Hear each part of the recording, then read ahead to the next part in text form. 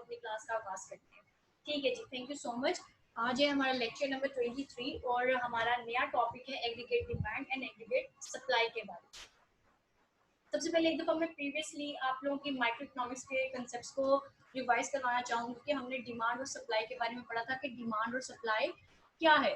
तो फिर डिमांड और सप्लाई क्या थी जी कि आपकी विलिंगनेस टू परचेज समथिंग और पावर टू परचेज, ये आपकी डिमांड बन जाती है। ठीक है, और सप्लाई क्या थी? आपकी willingness to supply and power to supply, यानी कि आप उस चीज़ को विलिंग भी हो सप्लाई करने के लिए और उसकी एक हैसियत भी रखते हो कि आपके पास उतना कैपिटल है, उतने पैसे के आप वो प्रोडक्ट प्रोड्यूस कर। ठीक है जी, ये थी डिमांड और सप्लाई की सिंपल सी definition. According to the law of demand इसको देखा एग्रीगेट डिमांड और एग्रीगेट सप्लाई की। तो एग्रीगेट लफ्ज का मतलब है तमाम चीजों को इकट्ठा कर देना। तो जब तमाम जो आप लोग की इकोनॉमी में जितनी डिमांड होती है एक चीज की, उसको अगर इकट्ठा कर दिया जाए तो आपको एक एग्रीगेट लेवल मिल जाएगा। ये टोटल डिमांड है, इतनी डिमांड इकोनॉमी में मांगी जा रही है इतने प्राइस रेट के ऊपर। एक दफा दोबारा रिपीट करूं कि प्राइस डिसाइड नहीं करती कि डिमांड और सप्लाई क्या होंगी। डिमांड और सप्लाई की फोर्सेस जो आपकी मार्केट में आकर वो इक्विलिब्रियम पॉइंट एक देती है, डिमांड एंड सप्लाई की फोर्सेस, उसके साथ डिसाइड होता है कि इक्विलिब्रियम प्राइस क्या होगी हमारी। आज इसी के साथ हम लोगों ने अपनी सारे के सारे कंटेंट्स कवर करने हैं और ये टॉपिक इसी से रिलेटेड है। सबसे पहले हमारे पास है 3 इकोनॉमिक की facts about the economic fluctuations. आज हमने एक्चुअली जिस चीज को डिस्कस करना है वो है इकोनॉमिक फ्लक्चुएशंस। ये इकोनॉमिक फ्लक्चुएशंस क्या होती हैं? इकोनॉमिक एक्टिविटीज, यानी कि इकोनॉमिक एक्टिविटी से मुराद है किसी भी एक लिहाज से इकोनॉमिक ट्रांजैक्शन करना, जिस चीजों का लेन देन जिसमें पैसा आपका इन्वॉल्व हो। ठीक है जी। तो सेकंड है explaining the short run economic fluctuations. ये इकोनॉमिक फ्लक्चुएशंस क्या हैं, ये शॉर्ट रन का इसके साथ क्या ताल्लुक है, एग्रीगेट डिमांड का सप्लाई का क्या ताल्लुक है और ये कॉजेज इसके क्या होते हैं इकोनॉमिक फ्लक्चुएशंस के। आज ही हमने सारी की सारी चीजें इंशाल्लाह ताला लर्न करनी है। तो सबसे पहले सबसे फर्स्ट टॉपिक की बात करते हैं 3 की facts about the economic fluctuations. लेकिन उसके तरफ जाने से पहले मैं आप लोग को ये बता दूं कि बेटा जो इकोनॉमिक एक्टिविटी होती है, यानी कि हर वो एक्टिविटी जिसमें पैसे की ट्रांजैक्शन इन्वॉल्व होती है, वो फ्लक्चुएट करती है साल से साल के दरमियान। ठीक है, from year two year it fluctuates. कभी भी ऐसे नहीं होता कि 50 रुपए की चीज थ्रू आउट द ईयर 50 रुपए रहे, उसकी कीमत कहीं ना कहीं वेरी करती रहेगी। फिर उसके बाद सेकंड थिंग ये आती है कि all the societies experience short run fluctuations around the long run trends. हमें पता है कि हमारी जो इकोनॉमी मूव करती है वो 2 पीरियड्स के ऊपर मूव करती है। पहला पीरियड है शॉर्ट रन, सेकंड पीरियड है लॉन्ग रन। अब बात यह है कि लॉन्ग रन में डायरेक्ट एंटर नहीं हुआ जाता, हम लोग हमेशा शॉर्ट रन के पीरियड्स को कवर अप करते करते लॉन्ग रन में दाखिल होते हैं। कभी भी आप ये कह नहीं सकते हो कि मैंने आज एक बिजनेस बिल्ड किया है तो ये मेरा 10 साल तक चलेगा। हो सकता है वो सिर्फ 2 साल में चलने के बाद बंद हो जाए। ठीक है, तो basically short run fluctuations leads to the long run fluctuations. Long run trends तभी बनते हैं जब शॉर्ट रन ट्रेंड्स उसमें ऑब्जर्व किए जा रहे हैं, शॉर्ट रन ट्रेंड्स उसमें आए हुए। तो बेसिकली तमाम सोसाइटीज जो है उनको शॉर्ट रन फ्लक्चुएशंस को तो एक्सपीरियंस करना ही करना पड़ता है लॉन्ग रन तक पहुंचने के लिए। ठीक है जी। तो नेक्स्ट इसमें चीज है कि overall the long run, in the long run, ठीक है, ओवर द लॉन्ग रन में क्या चीज कंसिडर की जाती है, उसमें रियल जीडीपी बेटे, ये ओवरऑल तमाम इकोनॉमी के बारे में बताया हुआ है कि लॉन्ग रन में जब इकोनॉमी को कंसिडर किया जाता है तो जो द जीडीपी है वो अराउंड अबाउट 3% हर साल बढ़ता है। ये रियल जीडीपी की बात हो रही है, नॉमिनल जीडीपी की बात नहीं हो रही। कि रियल जीडीपी को अगर ऑब्जर्व किया जाए तो ओवर द लॉन्ग रन के 10 से 20 साल के बाद 3% रियल जीडीपी में फर्क जरूर देखा जाता है हर किस्म की इकोनॉमी के अंदर। While in the short run में क्या होता है कि short run में GDP fluctuates around its trend. Short run economic fluctuations are often called business cycle. आपकी शॉर्ट रन की जो फ्लक्चुएशंस है ना उसको बहुत ही सिंपल बना दिया कि बिजनेस साइकिल के कंसेप्ट के साथ जोड़ के। बिजनेस साइकिल में क्या होता है? रिसेशन आता है, डिप्रेशन आता है, बूम आता है। तो ये रिसेशन और डिप्रेशन के जो बूम के साइकिल से इन सब को जोड़ के बना दिया है शॉर्ट रन का पीरियड। कि शॉर्ट रन में भी आप बिजनेस साइकिल जैसे उतार चढ़ाव को एक्सपीरियंस करते हो। रिसेशन क्या है? रिसेशन बेसिकली बेटा वो पीरियड्स होते हैं जब आपकी रियल इनकम्स गिर जाती हैं, यानी कि जो एक्चुअली में आप इनकम सैलरी वसूल कर रहे हो, यहाँ किसी चीज की सेल के ऊपर उसके जो पैसे, उसके ऊपर जो प्रॉफिट मार्जिन आ रहा है वो आपका कम हो जाता है और कम होने के साथ साथ अनएम्प्लॉयमेंट बढ़ती जाती है। याद रहे, रिसेशन रिसेशन होता है जब अनएम्प्लॉयमेंट बढ़ती जाए और आप लोग की इनकम घटती जाए। और याद रहे कि जो रिसेशन का पीरियड होता है नॉर्मली ये 6 माह से ज्यादा का नहीं होता। 6 माह अगर तो 6 माह तक ये चल गया है कि अनएम्प्लॉयमेंट कम चल रही है, इनकम लोगों की कम हो गई है, अनएम्प्लॉयमेंट बढ़ती से बढ़ती जा रही है, तो ये 6 माह के अंदर अंदर आपकी इकोनॉमी रिकवर कर जाएगी। लेकिन शॉर्ट टर्म के अंदर हम लोग दो पीरियड्स को ओनली देखेंगे, हम बूम की तरफ नहीं जाएंगे, हम सिर्फ रिसेशन और डिप्रेशन की बात करेंगे। डिप्रेशन क्या है?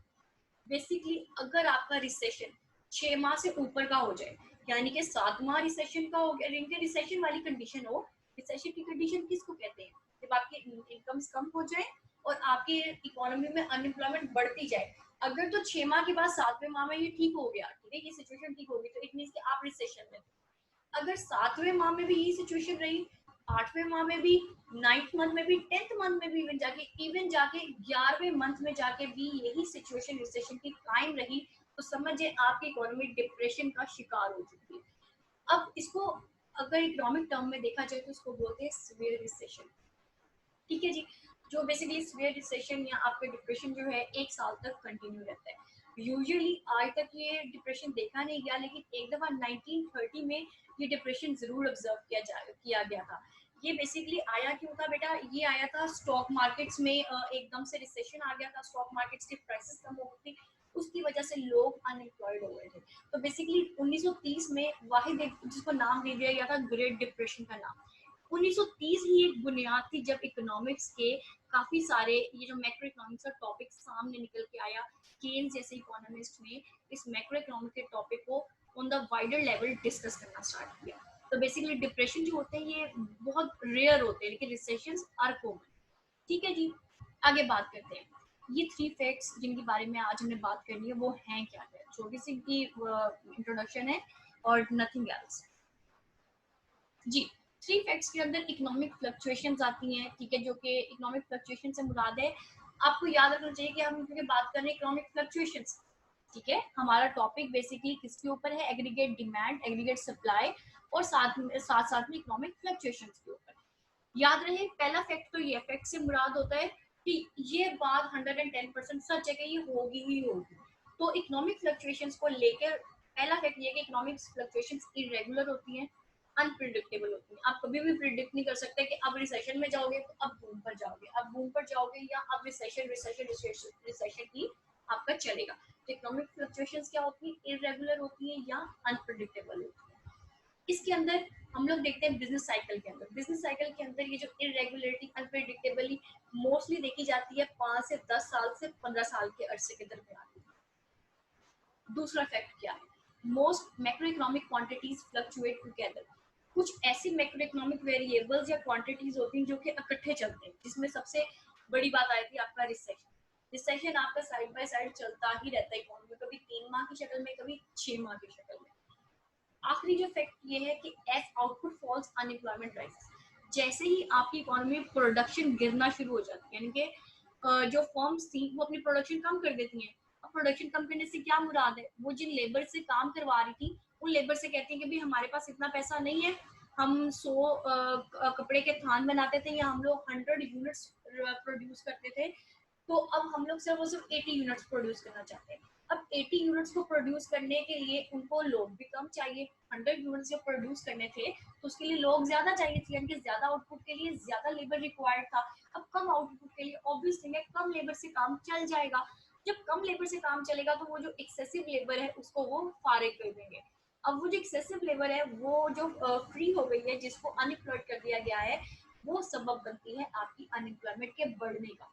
यानी कि जैसे जैसे आपकी प्रोडक्शन गिरती जाएगी वैसे वैसे अनएम्प्लॉयमेंट बढ़ती जाएगी। और जब ये वाली सिचुएशन क्रिएट होना शुरू होती है तो आपकी इकोनॉमी के अंदर इन्फ्लेशन सरवाइव करना शुरू हो जाता है। ठीक है जी। ये सिचुएशन डेफिनेटली इन्फ्लेशन की तरफ इस तरीके से लेके जाती है कि बेटे लोगों के पास पैसा नहीं होता पॉकेट में कि वो किस तरीके से अपनी चीजों को अफोर्ड करें। अब जाहिर सी बात है आउटपुट कम हुई है। अब जो प्रोड्यूसर है उसने भी तो कहीं से अपना घर चलाना है, उसने भी तो अपनी प्रोडक्शन को कहीं महंगा बेचेगा तो उसके पास पैसा आएगा, लेकिन उसके महंगे बेचने से उसका घर पे चूल्हा तो चल जाएगा, लेकिन उनका क्या जो अनएम्प्लॉयड हुए उनको सफर करना पड़ता है इन्फ्लेशन की सिचुएशन को। ठीक है जी। ये थे 3 बेसिक कंसेप्ट जो इकोनॉमिक फ्लक्चुएशंस में ऑब्जर्व किए जाते हैं 110%। पहला ये कि इकोनॉमिक फ्लक्चुएशंस इरेगुलर देखी जाती हैं। दूसरा ये कि कुछ इसके जो macro economic variable just like recession ये फ्लक्चुएट करते हैं ऑलमोस्ट टुगेदर हर कंडीशन के साथ। थर्ड ये कि आउटपुट जैसे ही गिरती है और अनएम्प्लॉयमेंट राइज कर जाती है तो उसकी वजह से इन्फ्लेशन आपकी इकोनॉमी में प्रिवेल करना शुरू हो जाता है। अगली बात करते हैं explaining the short term economic fluctuations. अच्छा, मैंने कहा था कि इकोनॉमिक दो तरह के पीरियड होते हैं, long run and short run. अब यहाँ पे शॉर्ट रन का जिक्र क्यों आया? क्योंकि शॉर्ट रन की ही फ्लक्चुएशंस को आप ऑब्जर्व करते हुए, कवर करते हुए लॉन्ग रन ट्रेंड्स में एंटर होंगे। तो लॉन्ग रन ट्रेंड की बात करो ना करो, शॉर्ट रन की बात करना बहुत जरूरी है। अब बात करते हैं शॉर्ट रन इकोनॉमिक फ्लक्चुएशंस होती किस किस्म की। इसमें सबसे पहले तीन कंसेप्ट आते हैं। सबसे पहले हम लोग पुराने लोगों की बात सुनते हैं, क्लासिकल थ्योरी, यानी कि आज से पहले जो इकोनॉमिस्ट थे, जो कि बहुत पहले के, जिन्होंने इकोनॉमिक्स की बुनियाद रखी, उस किस्म के स्कूल ऑफ थॉट से, क्लासिकल स्कूल ऑफ थॉट से ताल्लुक रखने वाले क्या कहते हैं? वो क्या करते थे? वो कहते थे कि नॉमिनल वेरिएबल्स और रियल वेरिएबल्स को आप लोग सेपरेट सेपरेट ट्रीट करें। अब नॉमिनल वेरिएबल्स और रियल वेरिएबल्स से क्या मुराद है, मैं आप लोग को ये बताती चलूँ। मैक्रो इकोनॉमिक लेवल के ऊपर नॉमिनल वेरिएबल्स, बेटा वेरिएबल्स की बात कर रही हूँ, कहीं इसको एक्सचेंज रेट के साथ में लगा लेना, ठीक है। नॉमिनल वेरिएबल्स आपकी मनी सप्लाई है और आपका प्राइस लेवल है, यानी कि मनी सप्लाई आपकी नॉमिनल वैल्यूज में काउंट किया जाए, नॉमिनल वेरिएबल कभी भी चेंज हो सकती है, ठीक है। प्राइस लेवल ये भी आपका नॉमिनल वेरिएबल्स है। उन्होंने कहा कि ये दोनों सेपरेट सेपरेट है, नॉमिनल और real variable. Nominal variable real variable को इन्फ्लुएंस नहीं कर सकते हैं। अच्छा, रियल वेरिएबल में क्या शामिल है? रियल वेरिएबल में शामिल है आपकी आउटपुट या आपकी एम्प्लॉयमेंट। सेकेंड, इन्होंने थॉट दी कि most economist believe that the this theory is accurate in long run but not in short run. अच्छा, क्लासिकल वालों ने कहा कि आप लोग दोनों वेरिएबल्स को सेपरेट सेपरेट कर लो, लेकिन साथ में ये भी कहा कि लॉन्ग रन में ये काम कर सकता है लेकिन शॉर्ट रन में काम नहीं करेगा। जब शॉर्ट रन में काम नहीं करेगा तो हम लॉन्ग रन ट्रेंड्स की तरफ कैसे जाएंगे? तो यहाँ पे क्रिटिक्स डेवलप हुए, उस क्रिटिक्स की वजह से एक मॉनेटरी न्यूट्रलिटी का कंसेप्ट सामने आया। अगर आप लोग को याद हो कि मॉनेटरी न्यूट्रलिटी क्या थी, हम लोग अपने पिछले जो स्लाइड्स हैं उनमें इसको कवर अप कर चुके हैं। तो बेसिकली क्या थी, मॉनेटरी न्यूट्रलिटी को कहा गया कि ये शॉर्ट टर्म फ्लक्चुएशंस की रियलिटी है। कैसे रियलिटी? उन्होंने कहा कि अगर आप लोग मनी सप्लाई को चेंज कर दें, that affects the price and other nominal variables but not the real variables. आप नॉमिनल वेरिएबल्स को चेंज करें लेकिन रियल वेरिएबल्स को ना चेंज करें, ठीक है। ये मॉनेटरी न्यूट्रलिटी कहती थी कि चेंजेस इन मनी सप्लाई जो है अफेक्ट करती है आपकी प्राइसेस को और नॉमिनल वेरिएबल्स को, लेकिन रियल वेरिएबल्स के ऊपर वो कोई इम्पेक्ट नहीं डालेगी। मनी सप्लाई, मॉनेटरी न्यूट्रलिटी में आपकी मनी सप्लाई को कंसीडर किया जाता है। अगर मनी सप्लाई में कोई चेंज आता है तो वो आपके नॉमिनल वेरिएबल्स के ऊपर इम्पैक्ट करेगा, ना कि आपके रियल वेरिएबल्स। बात क्लियर है? क्लासिकल वालों ने कहा नॉमिनल रियल को सेपरेट सेपरेट ट्रीट करो, जबकि मॉनेटरी न्यूट्रलिटी वालों ने कह दिया कि अगर रियलिटी की बात करनी है तो रियल वालों को कुछ नहीं होगा लेकिन नॉमिनल वेरिएबल्स आपके अफेक्टेड जरूर होंगे मनी सप्लाई में चेंज आने की वजह से। तो इन दोनों को कंबाइन करते हुए एक नया कंसेप्ट आया जो केन्स ने मुतारिफ करवाया था, केन्स इकोनॉमिस्ट ने। उसने कहा कि why not to talk about aggregate demand and aggregate supply model. अच्छा, अब ये एग्रीगेट डिमांड और एग्रीगेट सप्लाई मॉडल क्या चीज थी? Basically short run economic fluctuation are analyzed using AD and AS model, जिसको इंट्रोड्यूस करवाने वाला इकोनॉमिस्ट जॉन मेनार्ड केन्स था। अच्छा, इसमें इसने नया क्या किया होगा? इसने नया ये किया था, इसने उठा के नॉमिनल और रियल वेरिएबल्स में से एक एक, अब ये देखें, नॉमिनल वेरिएबल्स हमारे पास यहाँ पे दो थे, यहाँ पे रियल वेरिएबल्स भी दो थे, उनमें से उसने एक इसमें से उठाया, एक इसमें से उठा लिया। अभी बताते हैं उसने कौन कौन सा उठाया। उसने कहा कि ओवरऑल प्राइसेस, ठीक है, यानी कि जो कि नॉमिनल वेरिएबल है, एंड आउटपुट जो कि रियल वेरिएबल है, वो खुद ब खुद एडजस्ट कर सकते हैं आपकी ओवरऑल इकोनॉमी की एग्रीगेट डिमांड को, एग्रीगेट सप्लाई। आपको लड़ने की जरूरत नहीं है कि भाई मनी सप्लाई कितनी होगी, आउटपुट हमारे पास कितनी आएगी। आप सिर्फ और सिर्फ एक ओवरऑल प्राइसेस का वेरिएबल उठाओ नॉमिनल में से और रियल में से एक आउटपुट का वेरिएबल उठाओ, ये दोनों आपस में एडजस्ट करेंगे to balance the aggregate demand and aggregate supply of your economy. अब ये क्या है, ये मैं आगे एक्सप्लेन करूंगी आपको डायग्रामेटिकली, तो आप लोग को इसको अंडरस्टैंड करने में आसानी हो जाएगी। ठीक है जी, आगे चलते हैं। Short term fluctuations are analyzed using AD and AS model. ये तो बात क्लियर होगी कि शॉर्ट टर्म इकोनॉमिक फ्लक्चुएशंस अगर आप लोगों ने एडीएस अच्छा, इकोनॉमिक फ्लक्चुएशंस को, जाहिर सी बात है, शॉर्ट टर्म की इकोनॉमिक फ्लक्चुएशंस को जब आपने स्टडी करना है तो कैसे करना है, इसकी मदद कौन करेगा? अब पहले तो कह दिया क्लासिकल वालों ने थॉट दे दी, फिर मॉनेटरी न्यूट्रलिटी वाले थॉट आए, फिर उनको खत्म करके, यानी क्लासिकल वालों को, मॉनेटरी न्यूट्रलिटी वालों को खत्म करके आखिर पे जॉन मेनार्ड केन्स ने जो दिया एग्रीगेट डिमांड और एग्रीगेट सप्लाई का मॉडल, ये फाइनल मॉडल था आपकी इकोनॉमिक शॉर्ट रन की इकोनॉमिक फ्लक्चुएशंस को स्टडी करने का। तो इसमें क्या किया उसने, सबसे पहले तो ये देखें कि उसने कहा कि assumption of monetary neutrality no longer stays appropriate, वही उसने उसके ऊपर क्रिटिक कर दिया। फिर उसने कहा कि real and nominal variables are highly connected, उसने कहा कि इनको सेपरेट सेपरेट ट्रीट नहीं करना, या एक को रख लेना एक को नहीं छोड़ना, ऐसा नहीं है, ये दोनों के दोनों रियल वेरिएबल्स और नॉमिनल वेरिएबल्स आपस में हाईली कनेक्टेड है, एक दूसरे से रिलेट करते हैं। जैसे कि उसने रियल में किसको चुना, उसने आपकी वो ले लिया था आउटपुट को, और नॉमिनल में उसने किसको लिया, आपके ओवरऑल प्राइसेस को ले लिया। अब उसने नेक्स्ट ये कहा कि changes in money supply can temporarily push the real GDP, ये आरजीडीपी का मतलब है रियल जीडीपी, ठीक है, from its long run trend. फिर कहता है कि increase in consumption leads to increase in investment and aggregate demand, जितनी आपकी चीजों को लेके कंजम्पशन बढ़ेगी उतनी आपकी अर्निंग होगी, अर्निंग से क्या होगा, आपके इन्वेस्टमेंट में इजाफा होगा, जब आपकी इन्वेस्टमेंट में इजाफा होगा ऑफ कोर्स आप मनी मार्केट में जाके ज्यादातर एग्रीगेट डिमांड आपकी बढ़ती जाएगी। अब बात करते हैं एक्चुअल चीज का, एग्रीगेट डिमांड कर्व का, कि एग्रीगेट डिमांड कर्व क्या है। एग्रीगेट डिमांड कर्व बेसिकली बेटे आप लोग की क्वांटिटीज को शो करता है वो गुड्स एंड सर्विसेज जो कि अब ये वो से आप लोगों ने डेफिनेशन सुनी है, ठीक है। Aggregate demand curve basically shows the quantity of goods and services that households, firms, government and customers from abroad want to buy at each price level, हर किस्म के प्राइस लेवल के ऊपर वो चीजें खरीदने के लिए तैयार होते हैं। इसमें सिर्फ और सिर्फ हाउस होल्ड या आपके फर्म्स शामिल नहीं है, इसमें आपकी गवर्नमेंट शामिल है, इसमें आपके अब्रॉड से कस्टमर्स शामिल हैं, यानी कि वो लोग जो आपकी चीजों को एक्सपोर्ट करवाएंगे वो लोग भी, सॉरी इंपोर्ट करवाएंगे वो लोग भी इसके अंदर काउंट किए जाते हैं। तो अगर इसमें जब बात कर ली है एक पूरी ओपन इकोनॉमी की, तो इसकी इक्वेशन किस किस्म की होगी, ठीक है। इसका सबसे पहले तो ये देखिए कि इट्स डाउनवर्ड स्लोपिंग, जो आम एक डिमांड कर्व की शेप होती है वही शेप एक एग्रीगेट डिमांड कर्व की होती है। वाई एक्सिस पे इसके ओवरऑल प्राइसेस को ले लिया जाता है, एक्स एक्सिस के ऊपर इसके नेशनल इनकम को ले लिया जाता है। ये जो मीडियम लेवल आया ये मैंने कहाँ से लिया, ये मैं अभी आप लोगों को इसके बारे में भी बताऊंगी। सेकंड देखें, एग्रीगेट डिमांड के कुछ कंपोनेंट्स होते हैं, वो कंपोनेंट कौन कौन से, ये वही इक्वेशन है जो कि हमने जीडीपी के लिए इस्तेमाल की। अब ये जीडीपी की इक्वेशन हम लोग एग्रीगेट डिमांड में लगवाने का क्या मकसद है हमारा, बेसिकली अगर आप लोग गौर करें तो मैंने डेफिनेशन के अंदर वांट का लफ्ज इस्तेमाल किया, याद रहे वांट का लफ्ज इस्तेमाल किया, ना कि उस चीज का लफ्ज इस्तेमाल किया कि भाई they are ready to purchase, no they want to purchase but not ready to purchase.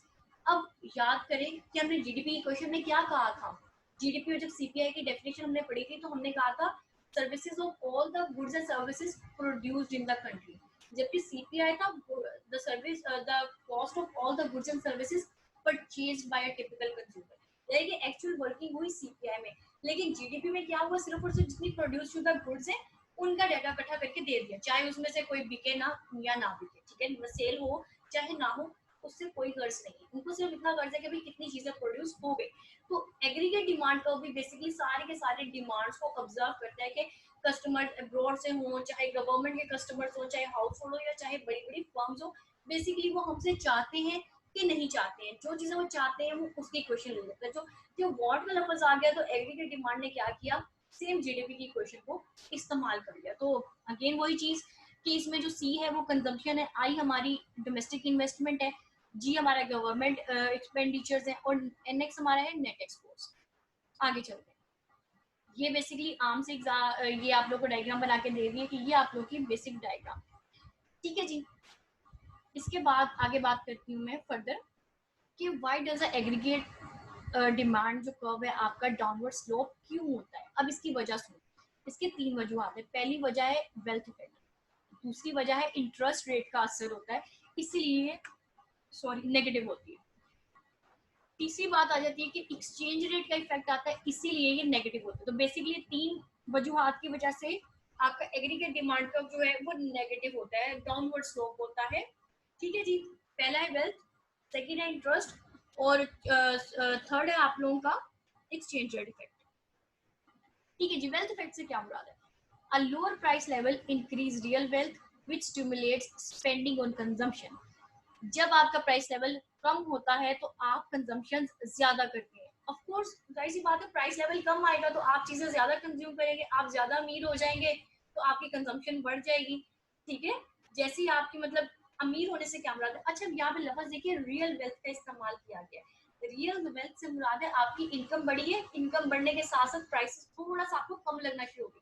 Prices actual में कम नहीं हुई इकोनॉमी में, वो सिर्फ आपको दिख रहा है क्योंकि आप अमीर हो गए हो, आप अमीर होने की वजह से आपको प्राइसेस कम लगना शुरू हो गई है। अगर आप आपकी सैलरी कम होती ना, यानी कि एक जूते की कीमत अगर 3,000 रुपए है और 3,000 ही आपकी सैलरी होती तो आपको वो जूता महंगा लगना था।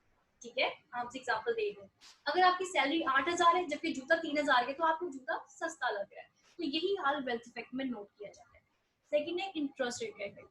अ lower price level reduces the interest rate. Price level कम हो जाएगा, उसकी वजह से इफेक्ट जाएगा इंटरेस्ट रेट के ऊपर, इंटरेस्ट रेट भी कम हो जाता है, जिसकी वजह से इन्वेस्टमेंट की स्पेंडिंग जो है इन्वेस्टमेंट के ऊपर, लोग इन्वेस्टमेंट ज्यादा से ज्यादा करना शुरू कर देते हैं। जाहिर सी बात है, आप किसी से लोन लो और उसके ऊपर आपको इंटरेस्ट रेट सालों के बाद कम देना पड़े तो आप तो चाहोगे कि मैं ज्यादा से ज्यादा इन्वेस्टमेंट पर्पज के लिए पैसा लोन आउट कर लूँ। ठीक हो गया, तो ये इंटरेस्ट रेट इफेक्ट है। थर्ड हमारा है lower price level causes the real exchange rate to depreciate which stimulates spending on net exports.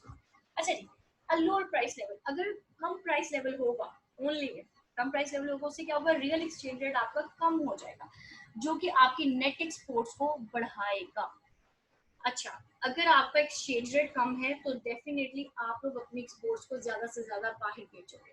ठीक है, इसमें ये चीज डिस्कस होगी जो ऑलरेडी हम लोग डिस्कस मेरा ख्याल कर चुके हैं। अब बात की जाती है कि डिमांड कर्व की बात हो रही है, इसमें ये डाउनवर्ड क्यों होती है, ये बात होगी। अब बात आती है ये शिफ्ट क्यों होता है, इस कर्व में भी शिफ्टिंग क्या चांसेस है। शिफ्ट होता है वो अपने इन चार कंपोनेंट्स की वजह से। पहला कंपोनेंट है सी, यानी कि कंजम्पशन। कंजम्पशन की बात करेंगे सबसे पहले, तो अपना सिंपल सा एग्रीगेट डिमांड कर्व बना लिया हमने। ठीक है, अब shift arising from the changes in consumption due to, अब ये कंजम्पशन की वजह से एग्रीगेट डिमांड कर्व में शिफ्ट क्यों आती है। पहली वजह, अगर टैक्स कट लगा दिया जाए, यानी कि आपको टैक्स आप ज्यादा दे रहे थे, अब आप कम दोगे, टैक्स कट से मुराद है कम टैक्स कर दिया जाए। या फिर स्टॉक मार्केट के अंदर एक बूम देखा गया, उसकी वजह से क्या हुआ, आपकी परचेसिंग पावर बढ़ गई, बढ़ने की वजह से आपकी डिमांड भी बढ़ गई, तो आपका जो एग्रीगेट डिमांड कब है वो राइट की तरफ शिफ्ट कर गया। लेकिन अगर टैक्स बढ़ गया, स्टॉक मार्केट डिक्लाइन में चली गई, तो आपका एग्रीगेट डिमांड कर्व लेफ्ट की तरफ ऑटोमेटिकली शिफ्ट कर जाएगा। इसी तरीके से अब बात करते हैं डोमेस्टिक इन्वेस्टमेंट। डोमेस्टिक इन्वेस्टमेंट क्या किन किन चीजों की वजह से मैटर करती है। सबसे पहले तो ऑप्टिमिज्म अबाउट द फ्यूचर, कि कोई इंसान है उसको पता है कि भाई फ्यूचर में 3 साल में वो इतना सारा प्रॉफिट कमा लेगा, ठीक है, इसकी वजह से वो क्या करते हैं, अपनी इन्वेस्टमेंट ज्यादा करना शुरू कर देते हैं। इन्वेस्टमेंट से मुराद है कि मनी को ज्यादा डिमांड करते हैं, एग्रीगेट डिमांड मनी के लिए अपनी बढ़ा देता है। साथ में दूसरी वजह क्या बनती है आपके एग्रीगेट डिमांड को शिफ्ट करने की राइट की तरफ, इंटरेस्ट रेट का कम हो जाना। अगर मैंने वही बात रिपीट करूंगी, अगर आपको ये पता लग जाए कि आप अगर मनी लोन ले रहे हो उसके ऊपर थोड़ा सा इंटरेस्ट रेट पे करना पड़ेगा इस लोन शुदा मनी के ऊपर, तो आप रेडी हो जाओगे अपनी मनी ज्यादा से ज्यादा लोन करने के लिए, तो आप एग्रीगेट डिमांड का मनी को लेके राइट की तरफ शिफ्ट कर जाएगा। ऑन द अदर हैंड, अगर आप पेसिमिज्म में का शिकार हो गए हो कि भाई आप होपफुल नहीं हो कि आगे जाके क्या होगा क्या नहीं होगा, और साथ साथ में इंटरेस्ट रेट भी बढ़ता जा रहा है कि आप जो अमाउंट लोन आउट कर रहे हो उसके ऊपर आपको हैवी इंटरेस्ट रेट फ्यूचर में पे करना पड़ेगा, तो डेफिनेटली आप मनी को लेकर अपनी एग्रीगेट डिमांड कम कर दोगे, तो आप एग्रीगेट डिमांड को लेफ्ट की तरफ शिफ्ट कर जाएगा। एक दफा दोबारा रिपीट कर दूं अगर किसी स्टूडेंट को भूल गया हो, जब जब किसी चीज में राइज आता है तो हमारा जो कर्व होता है, जो भी चाहे डिमांड हो चाहे सप्लाई कर्व हो, वो राइट की तरफ शिफ्ट करता है, और जैसे ही फॉल आता है, डिक्रीज आता है, तो वो लेफ्ट की तरफ शिफ्ट कर जाता है। अगली बात करते हैं थर्ड कंपोनेंट की, गवर्नमेंट एक्सपेंडिचर या गवर्नमेंट परचेजेस। ठीक है जी, सिंपल सी मार्केट बना ली। अब ये किस वजह से होता है, सबसे पहला कि अगर डिफेंस के ऊपर, हाईवेज के ऊपर, अपनी कंस्ट्रक्शन के ऊपर स्पेंडिंग ज्यादा से ज्यादा करेंगे तो आपका एग्रीगेट डिमांड को राइट की तरफ शिफ्ट कर देगा। ऑब्वियस थिंग है, डिफेंस आपकी इकोनॉमी की जरूरत है, हाईवेज को कंस्ट्रक्ट करना ये भी आपकी इकोनॉमी की जरूरत है, क्योंकि इससे ट्रांसपोर्टेशन कॉस्ट कम आती है, आप लोगों को फायदा देते हो। तो अगर इनके ऊपर ज्यादा से ज्यादा पैसा स्पेंड होगा तो आपका एग्रीगेट डिमांड को अब की तरफ शिफ्ट कर देगा। लेकिन अगर आप डिफेंस में और हाईवेज की कंस्ट्रक्शन में कम पैसा लगाओगे तो आपका एग्रीगेट डिमांड का लेफ्ट की तरफ शिफ्ट कर जाएगा। अब बात करते हैं अपने आखिरी इंडिकेटर की या आखिरी कंपोनेंट की, जो कि है net export. Net export basically क्या है, नेट एक्सपोर्ट सबसे पहले तो ये याद रखें कि नेट एक्सपोर्ट्स हम लोग निकालते कैसे हैं, कैलकुलेट कैसे करते हैं। आपका जो बेटा एक्सपोर्ट्स हो उसमें से इंपोर्ट्स को माइनस कर दें तो आपके पास नेट एक्सपोर्ट्स की वैल्यू निकल आती है। अगर ओवरसीज एक बूम आ गया है जिसकी वजह से स्पेकुलेशन हुई है, यानी कि आपके प्रोडक्ट ज्यादा से ज्यादा डिमांड की जा रही है, ओवरसीज में आपकी प्रोडक्ट की बहुत ज्यादा मांग बढ़ गई है, तो आपका एक्सचेंज रेट जो है वो डेप्रिशिएट हो जाएगा। यानी कि जो एक्सचेंज रेट जो आपको ज्यादा पैसे देने पड़ रहे थे, यानी कि $1 खरीदने के लिए आप अपने 150 रुपए दे रहे थे, लेकिन अब आपके प्रोडक्ट की वहां पे क्या कहते हैं बूम आया, बूम आने की वजह से क्या हुआ, एक्सचेंज रेट जो है उसमें कमी आ गई। अब आप $1 आप लोग 80 रुपए में ले सकते हो। तो जब इस किस्म की सिचुएशन क्रिएट हो जाए तो आपका aggregate demand curve net export की वजह से राइट की तरफ को शिफ्ट कर जाता है, फिर डिमांड कर्व को लेफ्ट की तरफ को वो शिफ्ट कर देता है। तो यहाँ तक का आपका ये फर्स्ट स्लाइड का टॉपिक, क्योंकि पेज नंबर 123 से